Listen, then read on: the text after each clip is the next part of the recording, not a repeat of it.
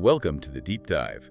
Today, we're digging into, well, just one photograph, but it's incredibly powerful. Oh, absolutely. It's one of those images that just stops you. Right. It captures this intense moment where really deep human connections sort of slam right into the cold reality of systems of power. Yeah, it's a collision, isn't it? Personal history versus your assigned role, all in a single frame. You can't really look away. Exactly. So, let's set the scene. We're talking about two men, Guy Burmieux and Jean-Yvon Antignac. They grew up together, childhood friends in Brittany, France. Right. Fast friends. And the date is April 6, 1972.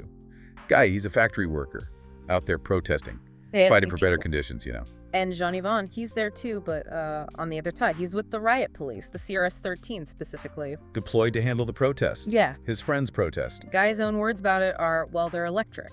He said he was in the core of rebellious workers, stayed overnight. By morning, the atmosphere was tense. And Then the CRS-13 shows up, and Guy says, just like this, there I found Jean-Yvon. wow. I mean, can you even imagine seeing a face you know so well, someone from your childhood, under one of those helmets? It's intense. And the photographer, Jacques Gourmelen, he must have sensed something huge was about to happen. He just reacted. Yeah, on instinct, he said. He saw Guy spot his friend, saw him walk right up to Jean-Yvon, grab him by the collar, Whoa. and Guy apparently yelled, full of rage, go ahead and hit me while you're at it. And Jean-Yvon? Didn't move, not a muscle, just stood there. That moment, caught on camera. It teaches you so much about how our bonds challenge the roles we're forced into. It really does. And that brings us straight to our first sort of big takeaway here. How systems can just tear apart what childhood built.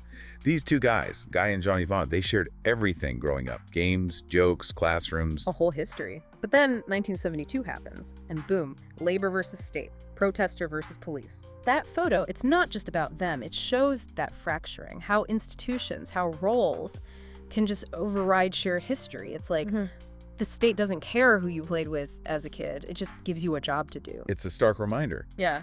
Which leads to another point, doesn't it?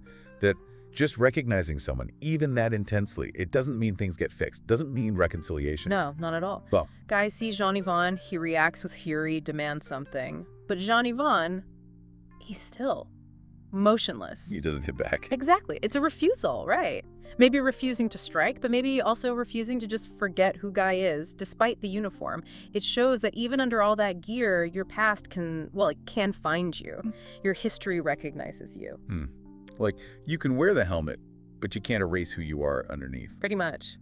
And that silence from Jean-Yvon. Yeah.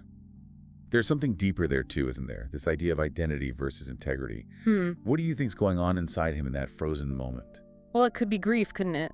I mean, grief at what he's become in that instant. A tool against his own past, against his friend. Yeah. That stillness. Maybe it suggests the real fight isn't always the one you can see. Sometimes the biggest battles are internal. That feeling of holding the line, but maybe not being entirely sure which side you're truly standing on anymore. That's a really powerful way to put it. This photo captures that. That collapse. Where the role breaks down just for a second and the human being underneath shows through. Yeah, a recursion collapse, some might call it. Oh. It's not neat. It's not resolved or healed. It's just seen, witnessed. And maybe in that witnessing, there's a lesson. Not a solution, maybe, but like you said, a blueprint. Possibly. A blueprint for how you navigate these systems, these opposing forces, without, losing yourself completely to the role, without letting this system just erase the person. So as we leave you with this image, this story, maybe think about that. When you find yourself caught between roles and relationships, or between what's expected and what feels right inside, what does staying human actually mean? Amidst all the pressure, what's really worth remembering? Something to consider.